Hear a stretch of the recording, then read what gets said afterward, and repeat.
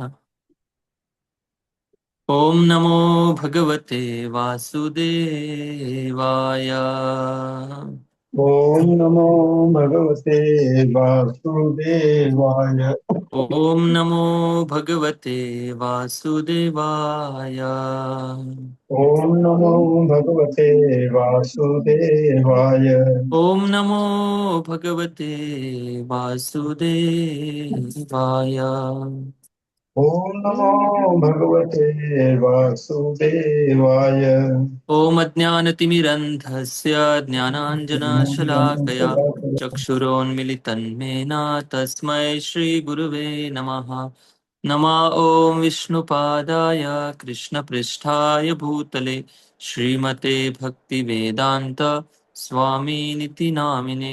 नमस्ते सारस्वती देवे गौरवाणी प्रचारिणे निर्विशेष शून्यवादी पाश्चात्यदेशतारिणे वाञ्छाकल्पतरुभ्यश्च कृपा सिन्धुभ्येव च पतितानां पावनेभ्यो वैष्णवेभ्यो नमो नमः। जय श्री कृष्ण चैतन्य प्रभु नित्यानंद श्री अद्वैत गदाधर श्रीवासादि गौर भक्त वृंद। हरे कृष्णा कृष्णा कृष्णा हरे हरे, हरे राम राम राम हरे हरे। ओके, हरे कृष्णा सभी भक्तों का आज के श्रीमद् भागवतम क्लास में हार्दिक स्वागत है। तो हम श्रीमद् भागवतम के प्रथम स्कंद के 7वें अध्याय की चर्चा कर रहे हैं, जिसका शीर्षक है द्रोण पुत्र को दंड। तो श्लोक संख्या हमने 22 नंबर श्लोक तक चर्चा की थी।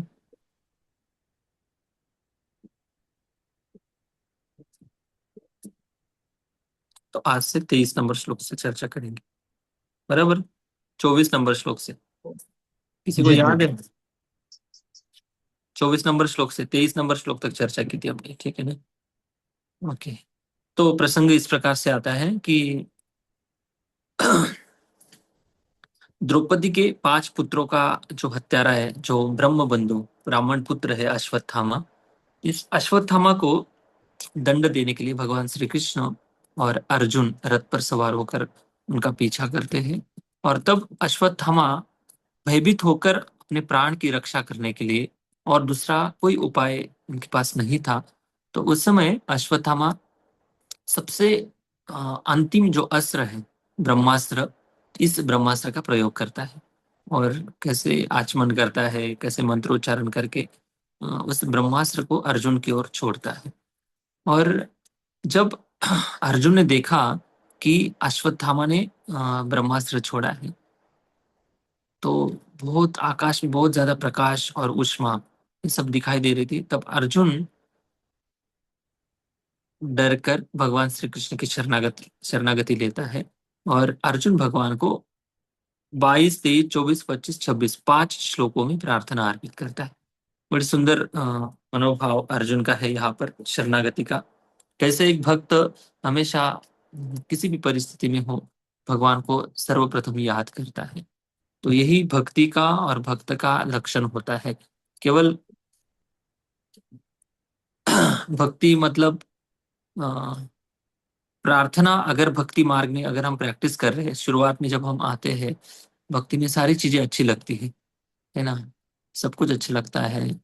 और लेकिन जब मुसीबतें आती है और उस समय अगर हम प्रार्थना करने की अगर हमें आदत नहीं है, अगर हमें प्रार्थना करने की आदत नहीं है,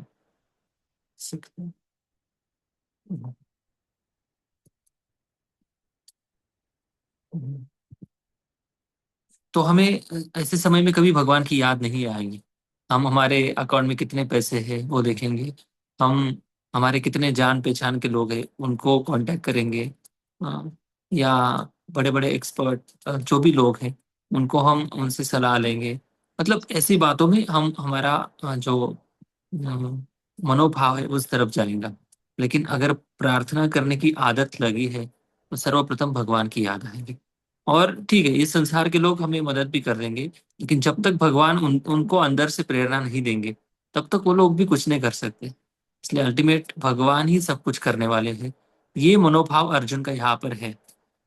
अर्जुन को ब्रह्मास्त्र कैसे चलाना चाहिए ये भी पता है, और ब्रह्मास्त्र कैसे कंट्रोल करना है ये भी पता है। सब कुछ योग्यता होते हुए भी अर्जुन भगवान को याद कर रहा है, भगवान की शरणागति ले रहा है अर्जुन, और शरणागति लेकर भगवान से ही पूछ रहा है। हालांकि अर्जुन सब कुछ निपट सकता है ये सब मामला, लेकिन ये टॉपिक भागवतम की एक बहुत बड़ी विशेषता है। अगर ऐसे ही टॉपिक अलग अलग शास्त्रों में अगर देखेंगे तो वहां पर ज्यादा कर्तव्य दक्षता के ऊपर ज्यादा फोकस किया गया है। वो तो सब ठीक है, कर्तव्य दक्ष होना और अपने पराक्रम को दिखाना है, अपने शक्ति का प्रदर्शन करना है, सब कुछ है, अच्छी बात है। लेकिन अगर भगवान के सहारे नहीं है, भगवान के आश्रय में नहीं है, भगवत भक्ति नहीं है, तो ये सब दिखाकर भी क्या ही मतलब है। जब तक शरीर है तब तक इसकी प्रतिभा प्रतिष्ठा और नाम यश सब कुछ रहेगा। ये जैसे ही खत्म हो जाएगा, कौन इस दुनिया के लोग थोड़ी ना हमारा कल्याण करने वाले। इसलिए हमारे स्वभाव को आदत डालनी चाहिए। जैसे कोई भोजन बनाते हैं, भोजन में अगर छोक नहीं मारते हैं तब तक वो सब्जी हो, दाल हो, जो भी बनाते हैं हम उसको स्वाद नहीं आता, टेस्ट नहीं आती है ना। तो वैसे ही भक्तिमय आगे बढ़ते हुए भक्ति का भक्ति करते हुए अगर हम प्रार्थना ठीक से पढ़ेंगे नहीं, या प्रार्थना को खुद भगवान के सामने गाएंगे नहीं, या भगवान को हमारा मनोभाव अर्पित नहीं करेंगे, तो हमारी भक्ति कैसे रहेगी? बिना छोक की सब्जी के समान भक्ति रहेगी। तो प्रार्थना बहुत इंपॉर्टेंट है। इसी प्रार्थनाओं के माध्यम से ही हमारा मनोभाव भगवान को हम अर्पित कर सकते हैं। इसलिए ऐसे जो प्रार्थना वाले जो विभाग है भागवतम के अंदर, उनको बड़े ध्यान से हमें समझना चाहिए। तो ऐसे भी कर सकते हैं अगर आपको टाइम है तो। अभी अधिक मास भी चल रहा है, पूरे श्रीमद् भागवतम के जो प्रार्थना है अलग अलग, हर एक कैंटो में किसी न किसी भक्ति की प्रार्थना भगवान को है ही। तो उन सारे प्रार्थनाओं को एक बार गा लीजिए। अधिक मास में हर दिन कर सकते हैं। ऐसा नहीं कि केवल भागवतम क्लास में चर्चा करनी नहीं, आप दो लोग भी मिल गए ऑनलाइन एक दूसरे से वीडियो कॉल पे डिस्कशन करो। ऐसे कर सकते, इसी को तो भक्ति, इससे इससे ही भक्ति बढ़ती है, इससे ही साधु संग, इसको ही साधु संघ कहा गया है। साधु संघ मतलब ऐसा नहीं कि केवल भक्तों की संगति में आ जाओ और थोड़ी बहुत चर्चा कर ली, फिर इधर उधर की बातें कर ली, इससे कोई मतलब नहीं होने वाला है। बड़ा बहुत सीरियसली भक्ति करनी पड़ेगी, क्योंकि इस इसी जन्म में अगर भगवत प्राप्ति करनी है तो ऐसे विषयों को बहुत गंभीरता से चर्चा करना है। तो इसलिए टाइम निकालते जाओ। मैं भी आपके लिए कितना टाइम निकालता हूँ। मेरे टाइम की भी वैल्यू है ना, है कि नहीं? तो आप सबके लिए, विशेषता मेरे आध्यात्मिक कल्याण के लिए, और मैं चाहता हूँ कि भागवतम की कृपा अ, सब पर हो। भागवतम की जो कृपा है ना, ऐसी नहीं होती। भागवतम की कृपा पढ़ने से, समझने से, डिस्कशन करने से होने वाली है। इसलिए प्लीज आप सब लोग ज्वाइन हो रहे हैं, अच्छी बात है, लेकिन और भी दूसरे लोग जो आपके कांटेक्ट में हैं, उनको भी एक एक लोगों को भी ज्वाइन करेंगे तो भी उन लोगों तक ये भागवतम पहुंचेगा। हम देखिए लोगों को, हम सोचते हैं कि ये लोग भक्त है और ये लोग अभक्त है। मैं इसके ऊपर कल कल परसों ही मैं ऐसे सोच रहा था कि हम कैसे डिफाइन करते कि ये भक्त है या अभक्त है। और हम अभक्तों से दूर रहते हैं, उनकी बातें पसंद नहीं करते हैं, उनसे बातचीत नहीं करते हैं, या दूरी बनाए रखते हैं। ये लोग अभक्त क्यों रह गए? ये प्रश्न बहुत जरूरी है। अभक्त इसलिए रह गए क्योंकि हम लोग उन तक नहीं पहुंच पा रहे, है ना। हमें अगर मिला है, इतनी अच्छी चीज मिली है, अगर इसकी इम्पोर्टेंस अगर हमें हमें पता है, तो क्यों ना हम दूसरों को इसको बांटेंगे, जरूर देंगे हम इस अमूल्य चीज को। तो इससे क्या होगा? इससे हमारा कल्याण होगा, वो सामने वाले का कल्याण होगा, वो बात की बात है। सबसे ज्यादा हमारे भगवान प्रसन्न होंगे। भगवान चाहते हैं कि ये मेरा जो संदेश है सब तक पहुंचे। इसलिए तो प्रभुपाद जी इतने बुढ़ापे में उन्होंने इतना कष्ट उठाया, और कितने अनेक प्रकार के विषय में पड़े हुए लोगों को उन्होंने अपना कीमती समय दिया। वो रहते तो वृंदावन में रहकर भजन कर सकते थे, उनको क्या ही जरूरत थी ये सब करने की। ये सब क्यों किया? उनको आध्यात्मिक रुचि थी सबसे पहली बात, उनको अनुभव था भक्ति का, और साथ साथ भगवान से वो प्रेम करते थे। वो चाहते थे कि भगवान को प्रसन्न करने का केवल भगवान को दीप धूप भोग लगाना यही एक मार्ग नहीं है, बल्कि सारे जीवों को भगवान की सेवा में लगाना, भक्ति में लगाना, इससे मेरे प्रभु प्रसन्न होने वाले हैं। ये इस वाक्य पर उनका दृढ़ विश्वास था।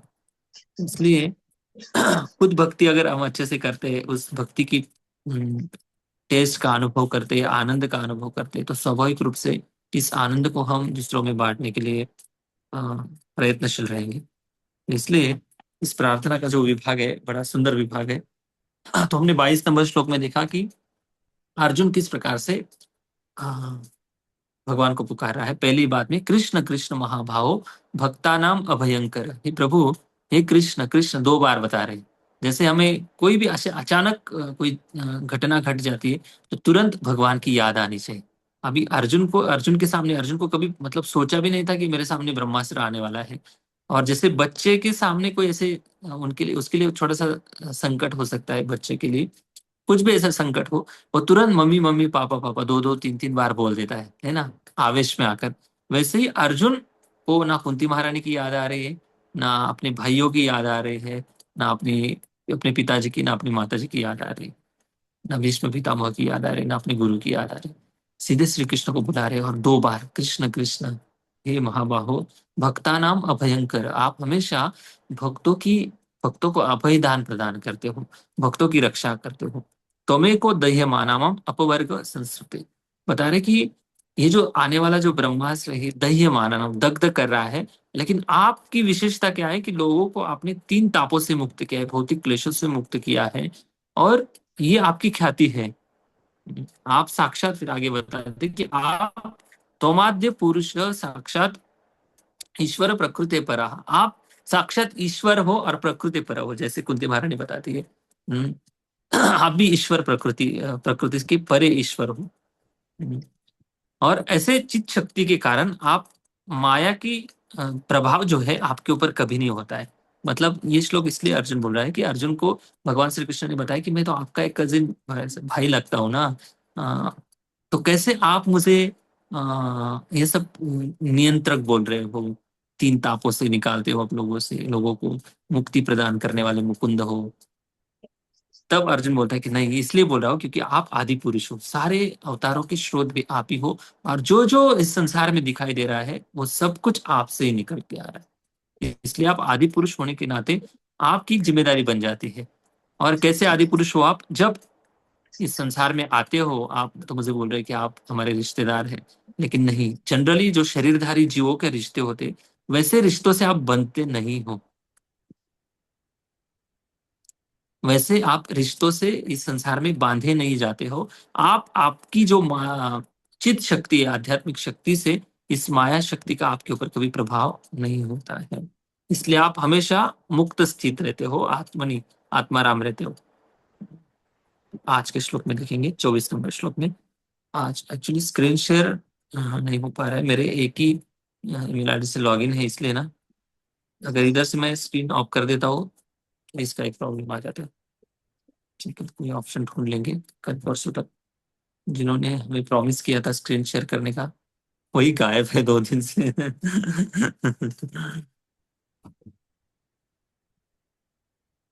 कोई बात नहीं, ठीक है। हो सके तो वीडियो ऑन करना है।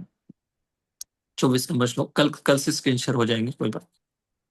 स एव जीवलोकस्य, सबके पास स बात एव जीवलोकस्य माया मोहित चेतसः मायामोहितचेतसः विधत्से स्वेन वीर्येण विधत्ते स्वेन वीर्येण श्रेयो धर्मादिलक्षणम्। श्रेयो धर्मादिलक्षणम्। हाँ, देखिए बड़ी सुंदर बात अर्जुन बताया है यहाँ पर। अभी भगवान कैसे कृपालु है, इसका वर्णन 24 नंबर श्लोक में है। और 25 नंबर श्लोक में, आगे के श्लोक में वर्णन आएगा कि भगवान कैसे और ज्यादा कृपालु है। कृपालु नंबर 1, कृपालु नंबर 2।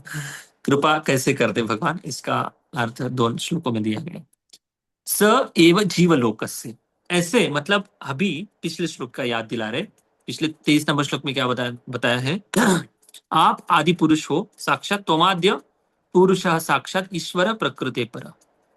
आप ईश्वर हो और इस प्रकृति के परे मतलब आप साक्षात वैकुंठ लोक में निवास करने वाले ईश्वर हो और सबसे आदि पुरुष हो। इसलिए स एव, ऐसे आदि पुरुष, ऐसे ईश्वर जो प्रकृति के परे है, स एव जीवलोकस्य, जीव मतलब इस संसार के जो जीव है, विशेषतः बद्ध जीव, इस संसार में तो अक्सर बद्ध जीव ही ज्यादा मात्रा में रहते हैं, मुक्तात्मा गिने चुने रहते हैं। और इन बद्ध जीवों का कल्याण करने के लिए, और ऐसे जो बद्ध जीव है इस संसार के, माया मोहित चेतसः, माया मतलब ऐसी भ्रमकारी शक्ति है इस संसार में जो काम करती है, ये शक्ति, इस शक्ति का अनुभव बहुत कम लोगों को होता है। ये जो माया शक्ति भगवान की एक कैसे जीवों पर प्रभाव डालती है और कैसे जीवों को मोहित करती है, ये समझना सबकी बस की बात नहीं। जो समझ भी गया उसको भुलाने की क्षमता माया के अंदर है। माया कैसे भी करके भुला देती है। लेकिन जो भगवान की शरण में आ गया है, और शरण मतलब क्या है, भगवान की शरण का अर्थ ये है कि नित्य रूप से हमारे कानों के द्वारा हरि कथा घुसनी चाहिए, और इस चित्त में हम हमेशा हरि कथा का वास होना चाहिए, हरि नाम हरि कथा का वास होना चाहिए, तब जाकर माया वहां पे प्रवेश नहीं करेंगी। अगर ऑलरेडी कुछ किसी बर्तन में ऑलरेडी कुछ पदार्थ भरा हुआ है, तो उसमें और नहीं डालेंगे, है ना, ऑलरेडी भर गया है। मतलब जिसके जिसके हृदय में, जिसके चित्त में हरि कथा, हरि नाम, हरि सेवा है, तो उसके हृदय में माया दूर दूर तक नहीं रहेगी। कैसे पॉसिबल है? ये सब कुछ श्रवण से और अवेयरनेस से पॉसिबल है। जब तक श्रवण ठीक से नहीं होगा, जब तक अध्ययन ठीक से नहीं होगा, तो ये सब कुछ पॉसिबल है माया का प्रवेश करना। तो स एव जीवलोक से, इन जीवों के कल्याण करने के लिए, माया मोहित चेतसा, जिनका हृदय माया के द्वारा मोहित हो चुका है। यहाँ पर चित्त शब्द प्रयोग किया गया, भागवतम है ना, सीधे रूट कॉज पे जाके काम करता है। चेतसा, तो यहाँ पर प्रयोग ऐसे नहीं किया गया कि माया मोहित मनसः, माया मोहित देहसः, ऐसे नहीं बताया गया। मन की भी बात नहीं की गई है, शरीर की भी बात नहीं की गई है। या माया मोहित बोधसा, बुद्धि की भी बात नहीं की गई है, सीधा चित्त की बात की गई है, क्योंकि चित्त पर अनेक अनेक जन्मों के इस माया के इंप्रेशन हो चुके हैं। तो इसीलिए इन बद्ध जीवों के कल्याण के लिए स एव, अभी स एव मतलब ऐसे आप ईश्वर हो, कैसे आदि पुरुष हो, वही आदि पुरुष और वही ईश्वर जो प्रकृति के परे है, इन जीवों के कल्याण के लिए जीवलोक से माया मोहित चेतसः, जिनका हृदय माया के द्वारा, जिनका चित्त माया के द्वारा मोहित हो चुका है, ऐसे जीवों के अंदर आके आप क्या करते हो? विदत से स्वेन वीर्येन, वीर्येन मतलब अपनी प्रभाव से या अपनी शक्ति से, अपनी शक्ति से ऐसे कार्य संपन्न करते हो आप। कैसे कार्य संपन्न करते, कौन से कार्य संपन्न करते हो? श्रेय, श्रेय शब्द भगवत गीता में बहुत सुंदर, इसी श्रेय के ऊपर पूरी भगवत गीता टर्न हुई है। आप बताइए, किसी को याद है श्रेय शब्द कहाँ पे आता है? किसी को याद है भगवत गीता में श्रेय शब्द कहाँ पे आता है? मैं और हिंट दे देता हूँ, दूसरे अध्याय में है, बताइए। हम्म, दूसरे अध्याय का 7वां श्लोक बताइए, कौन सा है? कार्पण्य दोषोपहत स्वभाव तिष्ठाम धर्म। हाँ, इससे आप बोले है। श्रेय, श्रेय श्रेणिम सितम ब्रूहितन में, जब अर्जुन भगवान को शरणागत हो जाता है, अभी तक तो पहले अध्याय में बहुत बड़बड़ बड़बड़ चल रहा था उसके बाद फिर भगवान शांत हो जाते, सब कुछ सुन लेते हैं और अर्जुन को अभी भी समझ में नहीं आता है कि क्या करे और क्या ना करे। जब अर्जुन शरणागत हो जाता है और कहता है कि मेरे लिए क्या सही है और क्या गलत है, क्या अच्छा है और क्या अच्छा नहीं है, ये समझने की और डिसीजन लेने की क्षमता मेरे अंदर नहीं है, इसलिए मैं आपको अभी गुरु मान रहा हूँ, हे श्री कृष्ण, और मेरे लिए श्रेयस्कर क्या है, ये कृपा करके मुझे बताइए। देखिए, जब कोई पूछता है व्यक्ति कि मेरे लिए अच्छा क्या है, किसी को पूछता है, तो फिर बाद में कोई विवाद करने की जगह नहीं बचती है, क्योंकि आपने श्रेयस्कर पूछा था ना। कि सीधी भगवत गीता में पूरी जो जो बातें श्री कृष्ण ने बताई है, वो जीव के श्रेयस्कर के लिए बताई है, प्रेयस के लिए नहीं बताई है। समझ गए ना? इसलिए भगवत गीता जो शास्त्र है ना, आध्यात्मिक जगत ले जाने की जो उपदेश है, उन उपदेशों से पूरा भरा हुआ है भगवत गीता। तो इसलिए श्रेयस्कर बात बताई गई है, प्रेयस्कर बात बताई नहीं। प्रेय मतलब जो हमारी इंद्रियों को अच्छा लगता है, जो हमारे मन को अच्छा लगता है, जो जिसमें हमारी खुशी होती है, जिसमें हमें अच्छा लगता है, वो हो गए प्रेयस। अगर प्रेयसी बातें बतानी है तो सबका प्रेयस अलग अलग है। कुछ लोगों का अलग मानसिकता है, जिनको इच्छाएं अलग अलग है, किसी को अलग अलग इच्छा है, मतलब सबकी अलग अलग इच्छा और वासना होने के कारण सबके लिए प्रेयस की परिभाषा अलग अलग हो सकती है। लेकिन श्रेयस मतलब सबकी एक ही परिभाषा होंगी, जिसमें परम कल्याण करना है अपना, जो आत्मा का कल्याण की बात है, उस बात की चर्चा की गई है।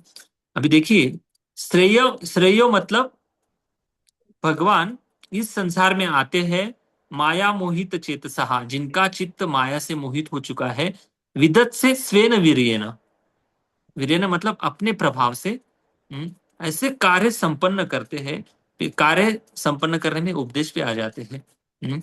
मतलब श्रेयस्कर उपदेश भगवत गीता का हो गया। भगवान की एक तो वाणी है और दूसरा है भगवान का व्यवहार। हम्म, श्रेयस्कर व्यवहार क्या है भगवान का, आगे बताते हैं कि धर्मादि लक्षणम, धर्म आदि लक्षणम, धर्म, अर्थ, काम और मोक्ष, ये जो चार पुरुषार्थ हैं, इन चार पुरुषार्थों के माध्यम से आप इस संसार के लोगों का कल्याण करते हो। कैसे? आप इस संसार में आते हो, फिर दुनिया को दिखाते हो कि मैं भी आपके जैसा हूँ। भागवतम में बड़ी सुंदर ब्रह्मा जी भगवान को प्रार्थना अर्पित करते हैं 11वें स्कंद में। प्रपंचो निष्प्रपंचोपि विडम्ब ऐसी भूतले, और ऐसी प्रपंचो निष्प्रपंचोपि मतलब भगवान प्रपंच करते हुए दिखाई देते हैं। वो भी विवाह करते हैं, भी पत्नियों के साथ रहते हैं, सब कुछ एक गृहस्थ की भूमिका में रहते हैं, और कई उनको बच्चे भी होते हैं, राजपाट चलाते हैं, सब कुछ करते हैं। हाँ, बाहरी रूप से प्रापंचिक दिखते हैं, लेकिन भगवान प्रापंचिक नहीं है। भगवान निष्प्रपंचोपि, हमेशा निष्प्रपंच रहते हैं भगवान, उनको प्रपंच से जरूरत नहीं होती। प्रपंचो निष्प्रपंचोपि विडम्ब यसी भूतले, इस भूतल पर जब भगवान आते हैं और सुंदर सुंदर लीला करते हैं और सारे लोगों को आश्चर्यचकित कर देते हैं। और क्यों आश्चर्यचकित करते हैं? क्योंकि वो भगवान है ना। जनसाधारण लोगों के जैसा थोड़ी ना वो गृहस्थी जीवन जिएंगे, उनकी गृहस्थी बहुत अद्भुत और अलौकिक होती है। तो भगवान ऐसे लीला करते हैं, और या श्रुत्वा तत्परो भवेत, जो लोग भगवान की इन लीलाओं को देखते हैं, सुनते हैं, समझते हैं, केवल सुनने मात्र से तत्परो भवेत, उनका कल्याण हो जाता है। ये बात बताई गई। इसलिए भगवान ऐसे उपदेश करते श्रेयस्कर, और श्रेयस्कर धर्म, अर्थ, काम, मोक्ष के जैसे आचरण भी दिखाते हैं दुनिया में। तो ये भगवान का माया मोहित चेतसा। अभी अवतार का वर्णन इसमें नहीं है, इनडायरेक्टली अगले श्लोक में मतलब हम अवतार के बारे में बताएंगे। लेकिन इस संसार में अपने स्वेन वीर्येन, अपने प्रभाव से इन चार सिद्धांतों का पालन करते हैं भगवान, और दुनिया को भी प्रेरणा देते श्रेय धर्म के ऊपर आगे बढ़ने की। ओके, हाँ, और यदि ट्रांसलेशन, यद्यपि आप भौतिक शक्ति माया के कार्यक्षेत्र से परे हैं, फिर भी आप बद्ध जीवों के परम कल्याण के लिए धर्म इत्यादि के चारों सिद्धांतों का पालन करते हैं। आपके लिए इन सब सारी चीजों के पालन करने की कोई जरूरत नहीं है, फिर भी भगवान विदत से स्वेन वीर्येन, अपने प्रभाव से, अपने शक्ति से इस संसार के सारे कार्य भी भगवान करते हैं। तो देखिए, माया मोहित चेतसा, चित्त जिनका माया से मोहित हो चुका है, उनकी इस संसार में रहकर भगवान उनका पालन पोषण भी करते हैं, परमात्मा के रूप में सभी जीवों का पालन पोषण करते हैं। और पालन पोषण कैसे करते भगवान? जैसे जैसे जीवों की इच्छा होती है, वैसे वैसे उसके प्रारब्ध कर्म जो भी है उसके अनुसार उसको सुविधा और भोग करने की परमिशन और ज्ञान, ये सब देते हैं भगवान। जैसे उसकी योग्यता है, जैसे जो स्थान पर बैठ सकता है, उसके हिसाब से भगवान परमात्मा के रूप में ये सब देते रहते हैं। मतलब भगवान मोक्ष स्वरूप भी है और भगवान पुष्ण भी है। पुष्ण मतलब भगवान का एक नाम है, पुष्ण मतलब पालन पोषण करने वाले। जब तक जेल में है तब तक सारे कैदियों का पालन पोषण भी करते हैं, कौन? सरकार करते हैं। है ना। और निकालने की भी क्षमता सरकार के अंदर होती है। जो प्राइम मिनिस्टर जो भी होते हैं, अगर उनकी इच्छा है तो किसी को फांसी की शिक्षा हो गई वो माफ भी कर सकते हैं। राष्ट्रपति होते हैं माफ करने। वैसे ही भगवान इस संसार में जब तक जीव बद्धावस्था में है तब तक सारे जीवों का पोषण भी पालन पोषण भी करते हैं। अगर कोई निकलना चाहता है जेल से, भौतिक संसार से, तो उसको सारे पापों से मुक्त कराने की क्षमता भी भगवान रखते हैं। इसलिए ऐसे भगवान जो है माया से परे साक्षात ईश्वर के रूप में यहाँ पर अर्जुन प्रार्थना कर रहा है। और सारे संसार का जो व्यवस्था है, देखिए इस संसार में जितनी भी व्यवस्था चल रही है, कुछ लोग मानते हैं कि स्वेन वीर्येन, भगवान यहाँ पर बता रहे कि ये सब कुछ मेरी शक्ति से मेरे प्रभाव से पॉसिबल है। केवल भगवान को व्यक्तिगत रूप से आने की जरूरत नहीं है। भगवान का केवल प्रभाव, भगवान की आज्ञा सारे देवी देवता मानते हैं। और वैसे पूरा संसार चलायमान है। एक दिन भी सूर्य कभी 1 मिनट लेट नहीं होता है, अपने अपने टाइम से उदय होता है, अस्त होता है। चंद्र, ये सब प्रकृति भगवान की इच्छा से सब कुछ टाइम टाइम पे सब चल रहा है। तो ये भगवान के केवल प्रभाव मात्र से सब कुछ होता है। भगवान के केवल संकल्प करने मात्र से पूरी सृष्टि बन जाती है। हम्म। और देखिए बड़ी सुंदर बात है, भगवान के केवल एक इच्छा मात्र से और संकल्प करने मात्र से भगवान के पुत्र है ब्रह्मा जी, तेने ब्रह्म हृदय आदि कवये मुह्यन्ति यत सूरय। भगवान केवल संकल्प करते हैं और उस संकल्प के माध्यम से ब्रह्मा जी को ज्ञान हो जाता है। और ब्रह्मा जी सारे चारों वेदों में पारंगत हो जाते हैं और सारी सृष्टि भी कर देते हैं। देखिए भगवान के पुत्र बनने का ये फायदा है। स्कूल कॉलेज में जाने की जरूरत नहीं, केवल भगवान के आशीर्वाद मिलने से सब कुछ पॉसिबल है। और इसलिए हम भगवान कभी नहीं बन सकते। हमारे बच्चों को हम कितना पीटते डांटते, तब जाकर कुछ थोड़ी छोटी मोटी पढ़ाई कर लेता है, 1 आध 2 डिग्री ले लेता है। तो ये भगवान की विशेष कृपा है। तो इस प्रकार से भगवान इस संसार में अपने प्रभाव से ये सब कुछ करते हैं। और कैसे पूरी तरह से निर्लिप्त होकर, पूरी तरह से अनासक्त होकर भगवान पूरी दुनिया को चलाते हैं। और ऐसे भगवान इन जीवों पर कृपा करते हैं। ठीक है। रूपा जी तात्पर्य में लिखते हैं कि अहित की कृपा क्या है भगवान की। ये पढ़िए। यस प्रभु। भगवान श्री कृष्ण अपनी अहेतुकी कृपा से इस दृश्य जगत में प्रकृति के गुणों से अप्रभावित रहकर अवतरित होते हैं। वे शाश्वत रूप से भौतिक जगत से परे हैं। वे अपनी अहेतुकी कृपा वशी माया द्वारा मोहित पतित जीवों के उद्धार हेतु अवतरित होते हैं। ये जीव माया द्वारा दबोचे जाते हैं और झूठे बहानों के झांसे से उसका भोग करना चाहते हैं। यद्यपि सच्चाई यह है कि जीव भोग करने में असमर्थ है। वह तो भगवान का नित्य दास है, और जब वह अपनी स्थिति को भूल जाता है तो वह भौतिक जगत का भोग करने का सोचता है, किंतु वास्तव में वह भ्रम में होता है। भगवान इसी झूठी भोग धारणा को नष्ट करने के लिए हैं और बद्ध जीवों का उद्धार करके उन्हें अपने धाम में ले जाने के लिए अवतरित होते हैं। पतितात्माओं के लिए भगवान का यही सर्व करुणामय स्वभाव है। देखिए ये भगवान का स्वभाव है। भगवान यही चाहते कि सारे जो मेरे पास आ जाए और शाश्वत रूप से मेरे साथ आनंद से और सुख से रहे। लेकिन इस आनंद को इस संसार के लोग नहीं चाहते। इतना आसान नहीं है इस भगवान की कृपा को समझना। भगवान कैसे कृपा करने के लिए संसार में आते हैं, ये सबको समझ में आने वाली बात नहीं है। ये बहुत ज्यादा कृपा है सच में। जिनको ये समझ में आ गया है, ये बहुत ज्यादा कृपा है भगवान की। और जो सीरियसली इस भक्ति की प्रैक्टिस कर रहा है, भक्ति देवी को अपने जीवन में जिसने धारण कर लिया है, और भगवत कृपा की जो महिमा है जो व्यक्ति समझ पाया है, वो सच में इसी जन्म में कल्याण कर लेगा। इसलिए इस अहित की कृपा को भगवान इस संसार में बांटने के लिए इस प्रकृति में आते हैं और अपने प्रभाव से, अपने स्वेन वीर्येन, अपने शक्ति से ये सब बद्ध जीवों को अपने कल्याण का मार्ग दिखाते।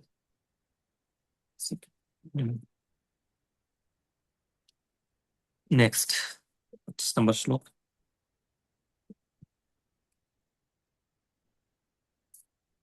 अभी कृपा का हमने अर्थ देखा। ये पहली कृपा जो दुनिया के लिए भगवान करते हैं, और दुनिया में सभी प्रकार के लोग हैं।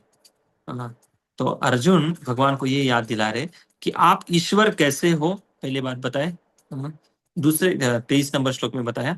और ऐसे ईश्वर आप इस संसार के लोगों से कैसे आदान प्रदान करते हो, ये बात बताई 24 नंबर में। और 25 नंबर श्लोक में बहुत अलग तरीके से बता रहे भगवान कि देखिए, आप संसार के लोगों से तो आप व्यवहार करते हो, लेकिन आपकी जो निजजन है उनसे आपका कैसा व्यवहार होता है, 25 नंबर श्लोक में बताया।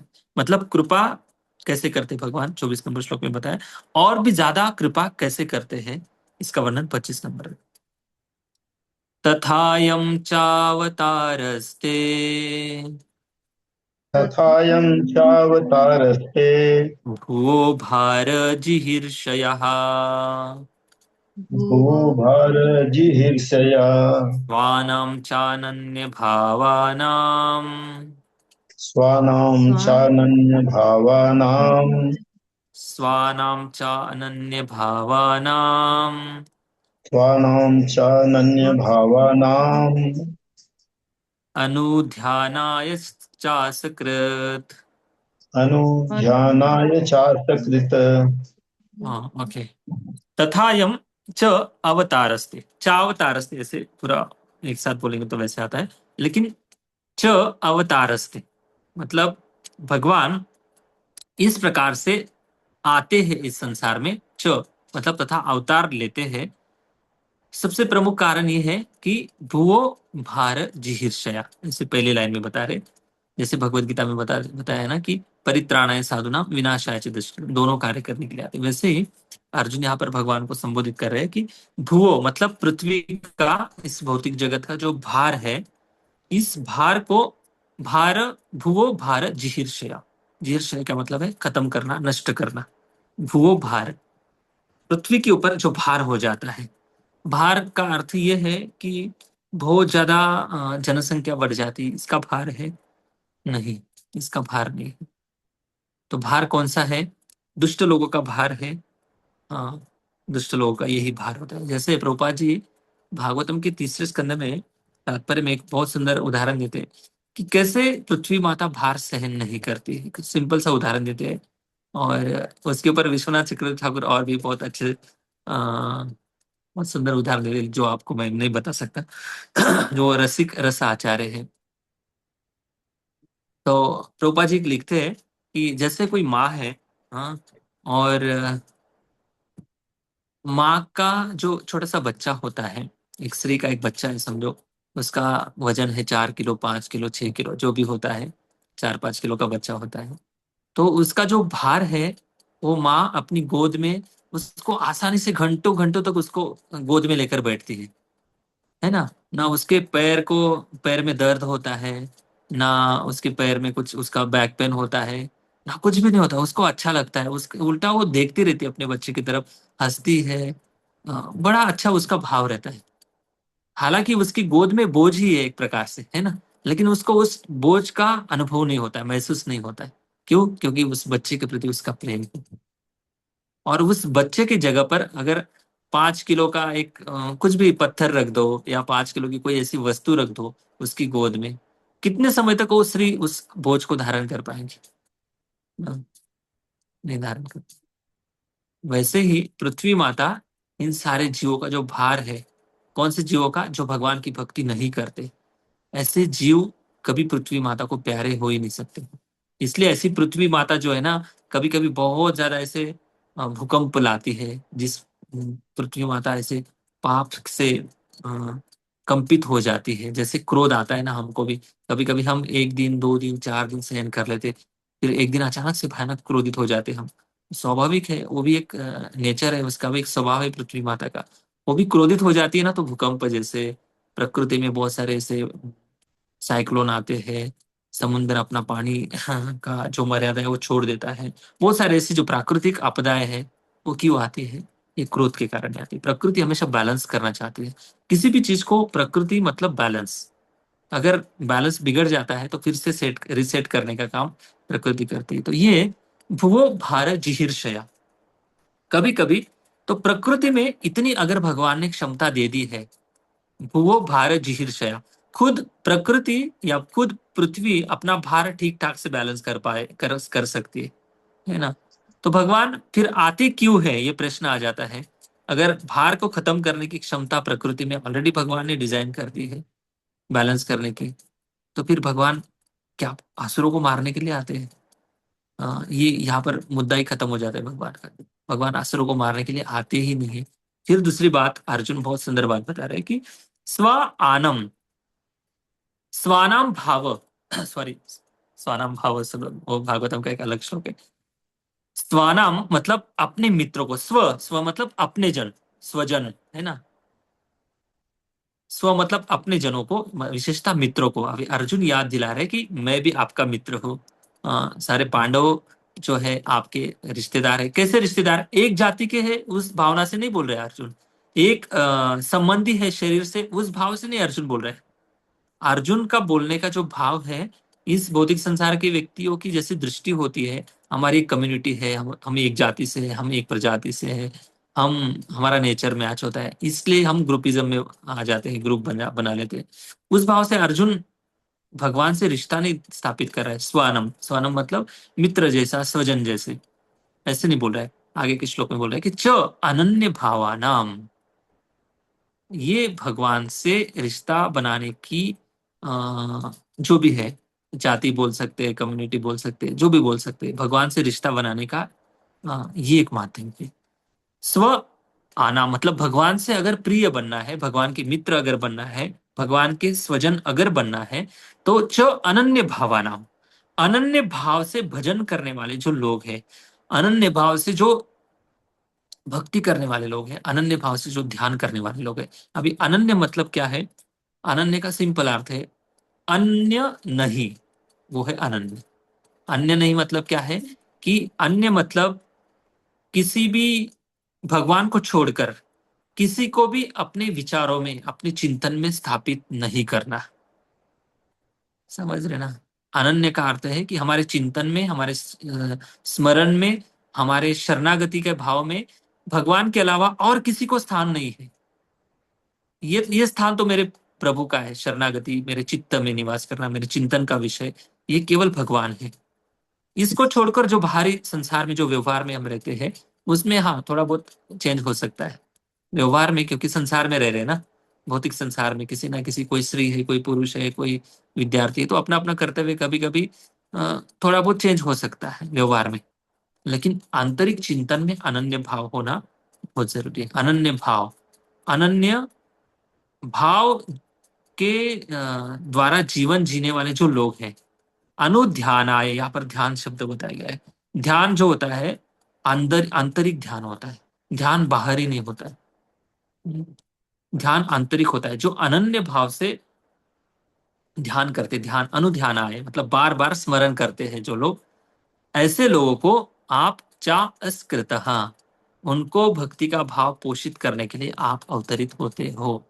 ये अर्जुन भगवान को अपने अवतार की याद दिला रहे हैं। मतलब ये है कि आप हमारे जैसे, मतलब अर्जुन याद दिला रहे हैं कि हे प्रभु, भक्तों की, जो अनन्य भाव से भक्ति करने वाले लोग हैं, उनसे आदान प्रदान करने के लिए, उनके भाव को पोषित करने के लिए, उनको सुख देने के लिए आप इस संसार में अवतरित होते हो। बाकी और कोई अवतार का आपका प्रयोजन है नहीं।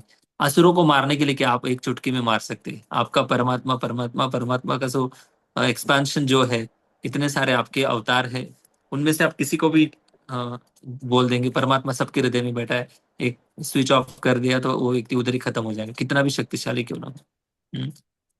तो भगवान के प्रतिनिधि भी क्या कम शक्तिशाली? एक किसी को भगवान शक्ति प्रदान कर देंगे, वो खत्म कर देगा असुरों को। फिर भी भगवान इन सारे चीजों को भी करते हैं। क्यों? क्योंकि ऐसे लीला करने से भगवान की एक हिस्ट्री बन जाती है। भगवान कैसे वीर्य से भक्तों की रक्षा के लिए कितना रिस्क लेते हैं। हिरण्यकश्यपु को मारने के लिए भगवान नरसिंह देव कितने क्रोधित हो जाते हैं, कितने चिल्लाते हैं। और ये जो लीला है, जो कोई सुनता है बद्ध जीव, सुनकर उसकी श्रद्धा बढ़ जाती है, उसका भाव भक्ति के प्रति आकर्षित हो जाता है। तो इसलिए या श्रुत्वा तत्परो भवेत, इस संसार में आश्चर्यकारक भगवान की जो लीला है, साहसपूर्ण जो भगवान की लीला है, वो लीला सुनकर जो बद्ध जीव, जो भक्ति में नहीं है, वो भी सुनकर उनका चित्त आकर्षित हो जाता है। इसलिए भगवान ऐसी लीला भी इस संसार में करते हैं। तो इस प्रकार से 25 नंबर का अर्थ है भाषांतर। इस प्रकार आप संसार का भार हटाने तथा अपने मित्रों तथा विशेषकर आपके ध्यान में लीन रहने वाले आपके अनन्य भक्तों को लाभ पहुंचाने के लिए इस संसार में अवतरित होते हो। श्रीधर स्वामी इस श्लोक पर एक टीका लिखते हैं कि भगवान अभी बोल रहे हैं कि अपने जो मित्रगण हैं उनको रक्षा प्रदान करते हैं, उनके भाव को पोषित करते हैं। फिर भगवान तो पक्षपाती बन गए ना, है ना। ये भगवान के भक्त है, लेकिन भगवान के ऊपर आक्षेप ले रहे कि आप पक्षपाती बन गए। हाँ, तो पक्षपाती का अर्थ ये है कि पक्ष, जैसे पक्षी होता है, पक्षी को दो पंख होते हैं ना। दो पंख मतलब किसी एक पंख के नीचे किसी को लेना और दूसरे दूसरे को नहीं देना, आश्रय नहीं देना, ये हो गया पक्षपात। तो भगवान ऐसे अपने भक्तों के प्रति पक्षपात कर भक्तों को सहारा देते हैं, आश्रय देते हैं, और अभक्तों के प्रति पक्षपात कर रहे हैं भगवान। लेकिन नहीं, भगवान भगवत गीता में इसका विश्लेषण करते, शायद 9वां अध्याय 29 श्लोक, सम्मोहम सर्वभूतेषु न मे द्वेष्यस्ति न प्रिया।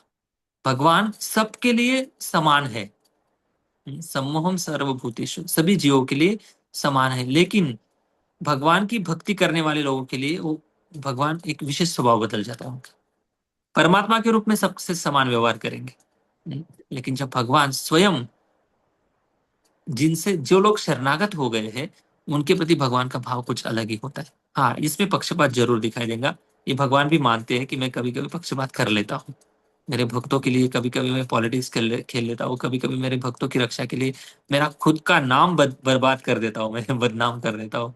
जो दुनिया मुझे, अभी भी भगवान को कितने लोग पॉलिटिशियन बोलते हैं, सबसे बड़े हीरो तो वही थे, वो सबसे बड़े पॉलिटिशियन, सबसे महाभारत में पक्षपात करने वाले तो वही थे। हाँ, कोई बात नहीं, भगवान स्वीकार करते हैं, कोई फर्क नहीं पड़ता भगवान को। जैसे भक्त जब शरणागत हो जाता है और दुनिया की ताने, दुनिया के द्वारा जो हो अपमान है, दुनिया के द्वारा सम्मान खो देते हैं, सब कुछ छोड़कर अगर भक्त भगवान के लिए सब कुछ त्याग कर भगवान की शरणागति में आ जाता है, तो भगवान भी अपनी जो भगवत्ता नाम से जो ख्याति है संसार में, भगवान को इतना मानते हैं लोग, और उस ख्याति को भले आज भी पहुंच जाए ना, कोई बात नहीं, क्योंकि मेरा भक्त है, उसने मेरे लिए कितना त्यागा है, तो मैं मेरी भगवत्ता क्यों ना त्यागू। ये भगवान का भक्त के प्रति भाव बन जाता है। तो भले पक्षपात भी है, लेकिन अपने भक्त के प्रति। तो लोगों को अगर लगता है कि भगवान पक्षपात करते हैं, तो आ जाओ इस पक्ष में, हम कहाँ मना कर रहे हैं। हमेशा वेलकम है। आपको भी लगता है भगवान हमारा सहारा दे, हमें साथ दे, तो भगवान का अगर साथ चाहिए तो यही मार्ग है भक्ति का, और कोई मार्ग नहीं। यस जी, पढ़िए। ऐसा प्रतीत होता है कि भगवान अपने भक्तों का पक्षपात करते हैं। सभी जीव भगवान से संबंधित हैं, वे सबों के लिए समान हैं, फिर भी वे अपने जनों तथा भक्तों के प्रति विशेष अनुरक्त रहते हैं। भगवान सबों के पिता है, उनका पिता कोई नहीं हो सकता, न कोई उनका पुत्र बन सकता है। उनके भक्त ही उनके इष्ट मित्र और उनके परिजन हैं। यह उनकी दिव्य लीला है। इसका संसारी संबंधों, पितृत्व या अन्य किसी से कोई प्रयोजन नहीं होता। जैसा कि ऊपर कहा गया है, भगवान प्रकृति के गुणों से ऊपर है, अतएव भक्ति में उनके इष्ट मित्र तथा संबंधियों में संसारी रिश्ते जैसी कोई चीज नहीं है। समझ रहे ना, बहुत सुंदर बात प्रभुपाद जी बता रहे। इस संसार में जैसे रिश्ते होते ना, वैसा रिश्ता भगवान से नहीं जोड़ा जा सकता। हम भगवान को मित्र बोल सकते, लेकिन भक्ति के माध्यम से ही बोल सकते हैं। भगवान को पति बोल सकते हैं, लेकिन भक्ति के माध्यम से ही बोल सकते हैं। ऐसे भौतिकवादी रिश्ते नहीं बनते भगवान से।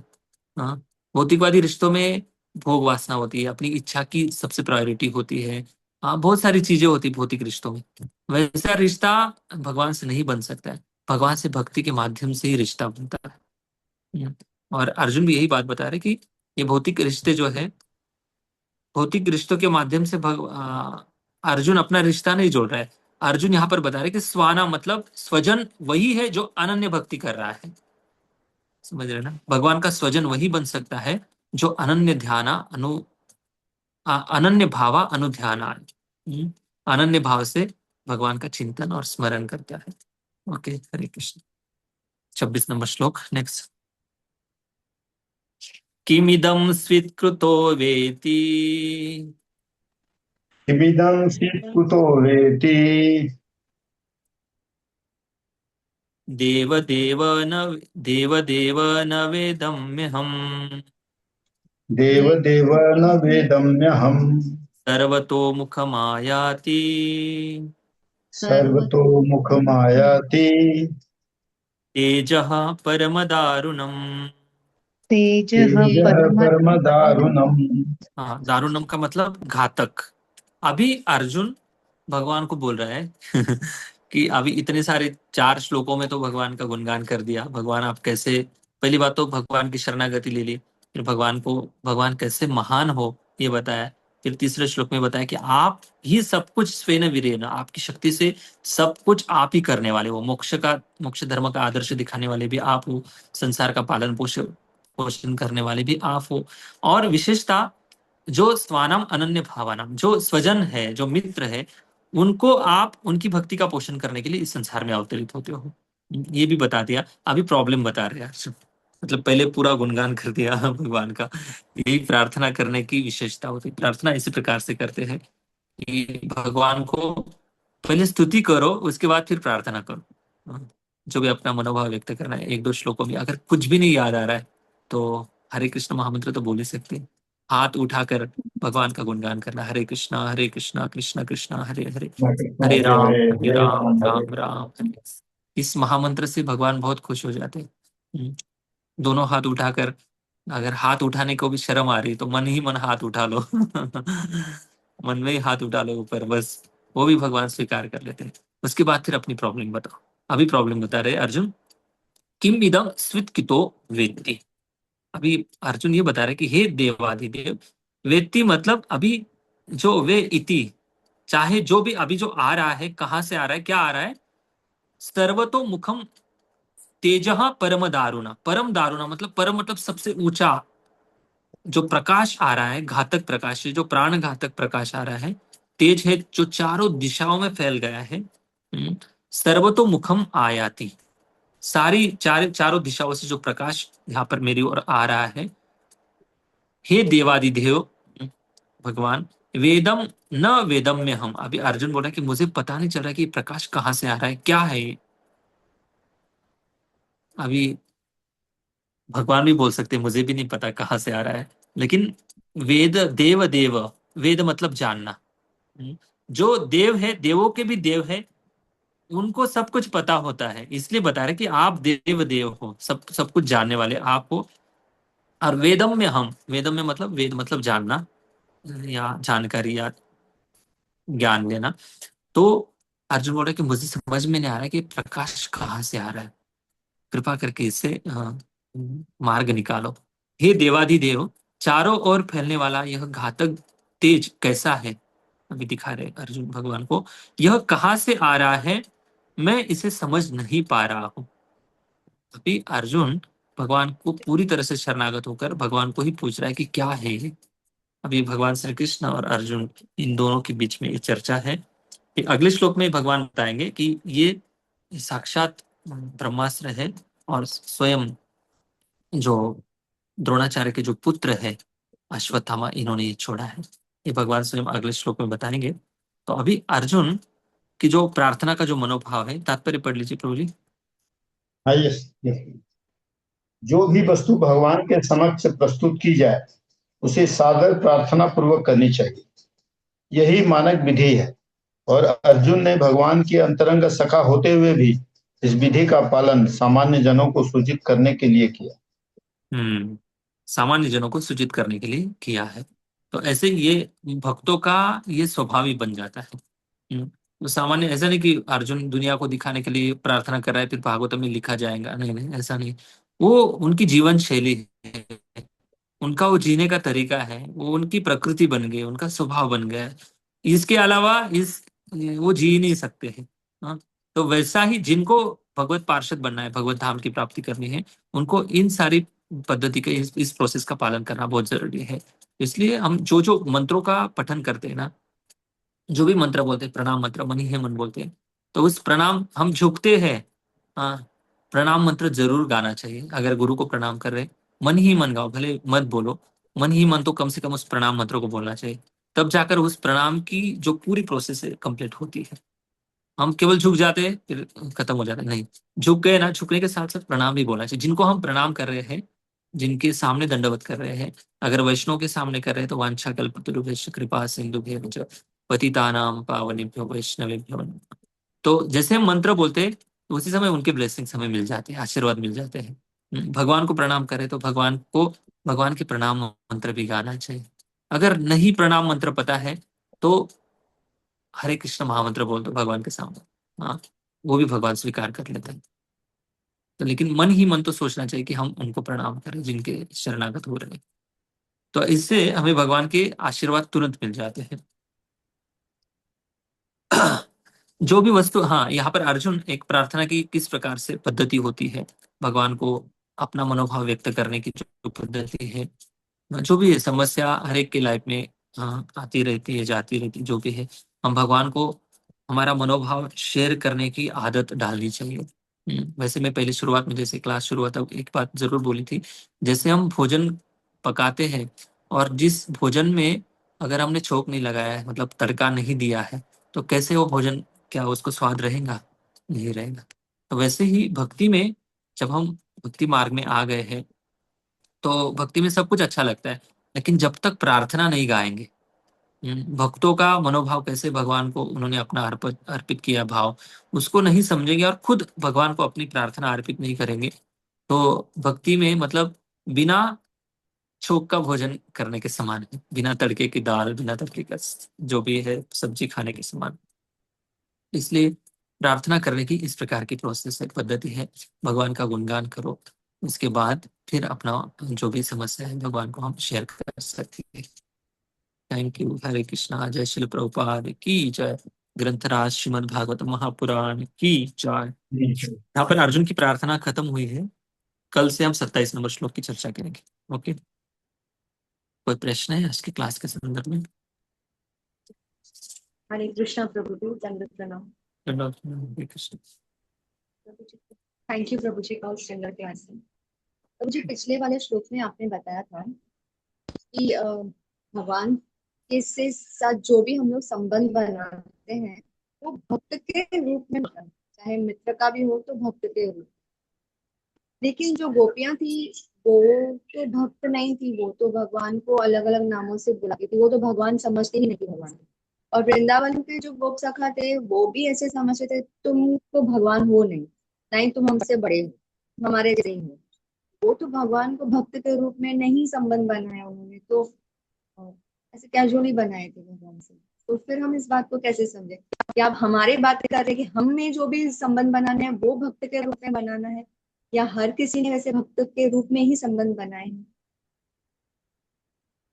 भगवान भक्ति के, अभी जो भी संबंध बन रहा है ना भगवान से, वो भक्ति के बिना बनता ही नहीं है, ये बात क्लियर है। और रही बात वृंदावन की गोपी और सखाओं की, वृंदावन की गोपी और सखा कोई साधारण लोग नहीं है। वो कि हम जैसे उनको सारे भक्ति के नियमों से नहीं बांध सकते हैं। वो इटरनल है, मतलब शाश्वत भगवान के संगी है। वो स्वरूप शक्ति में आते हैं। तो वो एक एक इस दुनिया के साधना भक्ति के नियम उनके ऊपर लागू नहीं हो सकते। वो ऑलरेडी भगवान के भक्त ही है, भगवान के एसोसिएट्स है, वो सब कुछ भगवान के संगी है। तो वो भगवान की भक्ति है उनके अंदर, इसलिए वो भगवान को भगवान नहीं मानते हैं। ये भक्ति की सबसे टॉप मोस्ट अवस्था है। हम्म। उनके अंदर भक्ति इतनी गाढ़ी है, सनातन गोस्वामी कहते हैं कि वृंदावन का जो प्रेम है एक गाढ़े घी के समान है। और ऐसे गाढ़े घी में जब चमकीला हीरा डाल दिया जाता है तो उसका जो चमकीला अस्तित्व है वो खत्म हो जाता है। मतलब हीरा चमकीला है, लेकिन घी में अगर डूब जाता है हीरा तो चमकता नहीं है। और वही हीरा अगर पिघले हुए घी में डालते तो चमक उठता है। तो वैसे ही है वृंदावन का जो भक्ति का जो भाव है, गाढ़े घी के समान है। उसमें भगवान अपनी भगवत्ता भी भूल जाते हैं और सारे भक्त उनको भगवान ईश्वर के रूप में कोई नहीं मानते। उनका भाव ही इतना गाढ़ा है, ठीक है ना। तो उनके अंदर ऑलरेडी भक्ति है, वही तो असली भक्ति है। Okay, Hare Krishna. Hare Krishna. Thank you Prabhu ji. Prabhu ji, मेरा सेकंड क्वेश्चन अभी वाले श्लोक में, जैसे कि अर्जुन ने जिज्ञासा की, भगवान से पूछा कि ये तेज आपका कैसा आवाज है, ब्रेक हो रहा मैं है, नहीं आवाज। समझ पा रहा। हरे कृष्ण। हरे कृष्ण प्रभु हाँ, जी। पूछिए। हरे कृष्ण। प्रभु जी, जैसे कि अर्जुन ने ऐसे पूछा भगवान से कि ये तेज कैसा है, कहाँ से आ रहा है, लेकिन जैसे अगर हम महाभारत में जाके देखेंगे तो अर्जुन ने सारे अस्त्रों और शस्त्रों शस्त्रों की विद्या स्वर्गलोक से प्राप्त की, और महादेव से प्राप्त की, काफी सारे बहुत बड़े बड़े योद्धाओं से और देवों से प्राप्त की है। तो उनको तो ये पता है ही कि ये तेज कहाँ से आ रहा है, ये किसका तेज है, ये किसकी शक्ति है। तो अभी तक युद्ध के बाद भी अभी तक भ्रमित ही थे अर्जुन की, उनको पता नहीं चला कि ये तेज और ये शस्त्रों का जो तेज है ये कहाँ से आ रहा है, अभी तक भ्रमित थे वो। ऐसा कुछ भी नहीं है। इसको ये विषय ही अलग है। अभी आपने महाभारत में और भागवतम की ये जो स्टोरी है ना, इसमें सिमिलर अगर आप देखेंगे तो बहुत कंफ्यूज हो जाएंगे। आप सोचेंगे ये वैदिक शास्त्र ऐसे क्यों लिखा है, व्यासदेव एकमात्र अकेले ही तो लेखक थे ना, भागवतम ऐसे क्यों लिखा है, महाभारत ऐसे क्यों लिखा है। वही सेम स्टोरी में कुछ बहुत सारा डिफरेंस दिखाई देगा। मैं एक ही बात बताता हूँ। भागवतम जो ग्रंथ है ना, ये भागवतम जो ग्रंथ है, सवै पुंसाम परो धर्म ये तो भक्तिर अधोक्षजे। सभी ग्रंथों का एक उद्देश्य होता है। जो भी लेखक लिखने वाले होते, उनका एक उद्देश्य होता है। अभी भागवतम लिखने का उद्देश्य है कि परम धाम की प्राप्ति करना है। तो परम धाम की प्राप्ति करने के लिए धर्म अर्थ काम मोक्ष को पहले से भगा दिया है दूसरे श्लोक में। फिर इसमें धर्म अर्थ काम मोक्ष में पहले इसमें थोड़ा सा हिंट में दे रहा था, शायद आप लोग समझ पाए कि नहीं। अर्जुन चाहे तो यहाँ पे अपना पराक्रम दिखा सकता था, अर्जुन चाहे तो अपनी शस्त्र विद्या अस्त्र विद्या सब कुछ ज्ञान था अर्जुन को, दिखा सकता था। लेकिन क्यों नहीं दिखा रहा है? क्योंकि भागवतम की स्टोरी है। भागवतम के अंदर भाव भक्ति ये बातें कंपलसरी सबके अंदर आएंगी। यही स्टोरी महाभारत में पढ़ेंगे तो आपको बहुत ज्यादा अर्जुन की पराक्रम की बातें दिखाई देंगी। अर्जुन खुद अपने बलबूते पर सब कुछ करते हुए दिखाई देंगे। लेकिन यहाँ पर अर्जुन भगवान को प्रार्थना अर्पित कर रहा है, भगवान को शरणागत हो रहा है। ये जो क्या बोलते हैं इसको, टॉपिक है ना, ये भाव का, भक्ति का, प्रार्थना का, ये हम जैसे लोगों का भाव, हृदय का भाव पोषित करने के लिए व्यासदेव जी ने ऐसे इस प्रकार से इस भाव को लिखा है। अभी बोलेंगे फिर महाभारत की स्टोरी सही है कि भागवतम की स्टोरी सही है, ये प्रश्न आ सकता है। तो इसका उत्तर यही है कि दोनों स्टोरी सही है, अपने अपने जगह पर सही है। जो जिसको जो जहां से लेना चाहता है वहां से उसको वो चीज मिलेंगी। इसलिए महाभारत अपनी कर्तव्य बुद्धि पर दिखाता है और ज्यादा से ज्यादा स्वर्ग प्राप्ति या मोक्ष प्राप्ति, ज्यादा से ज्यादा इन चीजों पर फोकस करता है। भागवतम में ना स्वर्ग प्राप्ति की बात है ना मोक्ष प्राप्ति की बात है, सीधा गोलोक जाने की बात है ना। तो गोलोक जाना है तो ये भाव को पोषित करने के लिए ये सारे टॉपिक्स इस प्रकार से सुनने पड़ेंगे। इसलिए सबसे पहले प्रभुपाद जी ने महाभारत पर टीका नहीं लिखी, प्रभुपाद जी ने भागवतम पर लिखी। विशेषता, प्रोपा जी को इतना डर लग रहा था कि मैं शायद, मतलब डर मतलब उनको ऐसे लग रहा था कि मैं शायद अभी मेरा शरीर छूट जाएगा तो भागवतम की मैं टीका नहीं लिख पाऊंगा। तो प्रोपा जी ने भागवतम के 10वें स्कंद के ऊपर कृष्णा बुक पहले लिख दिया, क्योंकि भागवतम का सबसे बड़ा स्वीट जो विभाग है वही मिस हो जाएगा, फिर लोग क्या समझ पाएंगे। प्रोपा जी ने उसके ऊपर एक कथा के रूप में, स्टोरी फॉर्म में कृष्णा बुक लिखते हैं। तो ये सारे आचार्यों का देने का मूड क्या है, सबसे बड़ी बात है। उससे हमें इन स्टोरी को हमारे जीवन में समझना है, उतारना है और आगे बढ़ना है। ठीक है। प्रभु जी, एक लास्ट क्वेश्चन। हाँ अभी जैसे आपने बोला कि प्रभुपाद ने 10th कैंटो का जो ये है सार वो पहले से ही लिख दिया कृष्णा बुक में, लेकिन हमें तो ये बताया जाता है कि भागवत में सीधा 10th कैंटो पे हमें नहीं जंप करना है, और हमें बोला जाता है कि आप कृष्णा बुक पहले पढ़ो। तो ये कॉन्ट्राडिक्टरी नहीं हो गया? हाँ, बराबर है ना। मतलब उसमें ये है कि आपको पढ़ो, 10 कैंटो भी पढ़ सकते हैं आप, लेकिन आचार्य के मार्गदर्शन में पढ़ो। अगर आपको लगता है भागवतम का 10वां स्कंद पढ़ना चाहिए, जब तक आचार्य की टीका नहीं पढ़ेंगे, आप नोटिस करो, खुद अपने आप को नोटिस करो, एक नोटबुक रखो और श्रीमद् भागवतम के 10वें स्कंद का रास पंचाध्याय पढ़ो, और हर एक श्लोक पढ़ने के बाद आपके मन में जो जो भाव आ रहा है प्रामाणिक रूप से एक नोटबुक के पेज के ऊपर लिखो।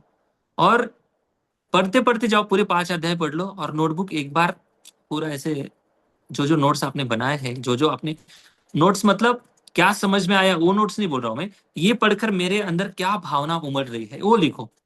तब समझ में आएगा कि मैं भागवतम के 10th कैंटो पढ़ने के लिए योग्य हूँ या अयोग्य हूँ। समझ पाए होंगे तो पता नहीं आप मैं समझ क्या बोल रहा हूँ। इसीलिए भागवतम पढ़ सकते हैं आप। प्रभुपाद जी की कृष्णा बुक पढ़ सकते हैं, प्रभुपाद जी ने बहुत अच्छी तरह से लिखा है। प्रभुपाद जी ने कृष्णा बुक कैसे लिखा है पता है? एक पैराग्राफ में लीला लिखी है, उस लीला को समझने के लिए एक सिद्धांत दिया है।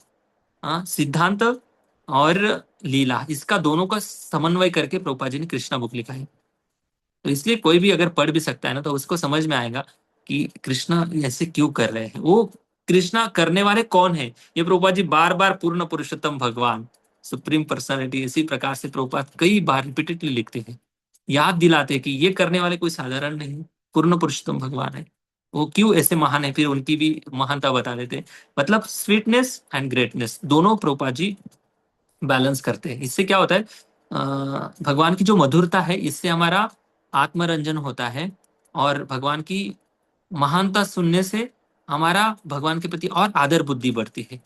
तो ये बैलेंस करते हुए वो व्यक्ति समझ सकता है, भागवतम के 10 कैंटो भी पढ़ सकते हैं।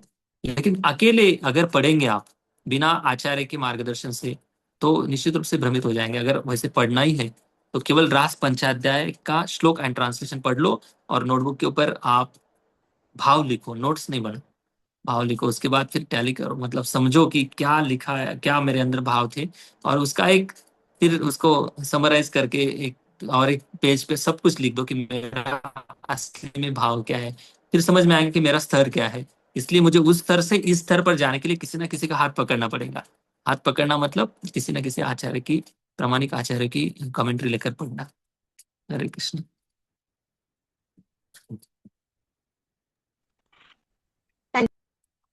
Thank you, Hare Krishna. Okay, और कोई प्रश्न किसी के? Thank you. जय श्रील प्रभुपाद की जय। ग्रंथराज श्रीमद् भागवतम महापुराण की जय। समझ में आ रहा है? ऐसे क्लास होता है हमारा। हमारे दिव्य गोपिका माता जी आज ज्वाइन हुई, हमारे बहुत वरिष्ठ माता जी। तो वरिष्ठ थैंक यू माता वरिष्ठ जी। नहीं हो प्रभु जी, आपसे सीखना है। हरि बोल। आप हमें प्रेरणा देने के लिए आते हो, तो थैंक यू। आप ऐसे ज्वाइन कर सकते हैं, जिनको भी समय मिलता है दूसरों को बोल सकते हैं ज्वाइन करने के लिए। ये भागवतम का कोई पेड वर्जन नहीं है, सब फ्री में है। और जो हमें गुरु आचार्यों ने जो हमें भक्ति वैभव में सिखाए, उसको और भी अच्छा जितना हो सके उतना अच्छे से समझकर समझाने का प्रयास करते हैं। इससे क्या होता है, हमारे हृदय में कृष्ण स्थापित होते हैं, हमारे चित्त में कृष्ण आते हैं, और यही जीवन का उद्देश्य है। इसलिए देखेंगे भगवान की जितनी कृपा है भागवतम पढ़ने की, समझने की, जो बुद्धि देने वाले तो वही है। और जैसे भक्तों को भी प्रेरणा मिले भागवतम पढ़ने की, इसलिए ये शुरू किया है हमने। Thank you. Hare Krishna. Yes Prabhu ji, कल से मैं रेगुलरली ज्वाइन करूंगी। Thank you Prabhu ji. हरे कृष्ण।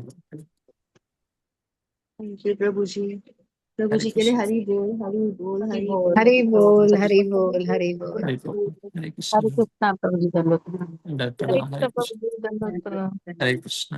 हरे कृष्णा, आप सभी को दंडवत प्रणाम। हरि हरे बोल। कृष्ण। हरे कृष्णा प्रभु जी, दंडवत प्रणाम। दंडवत प्रणाम। हरे कृष्ण।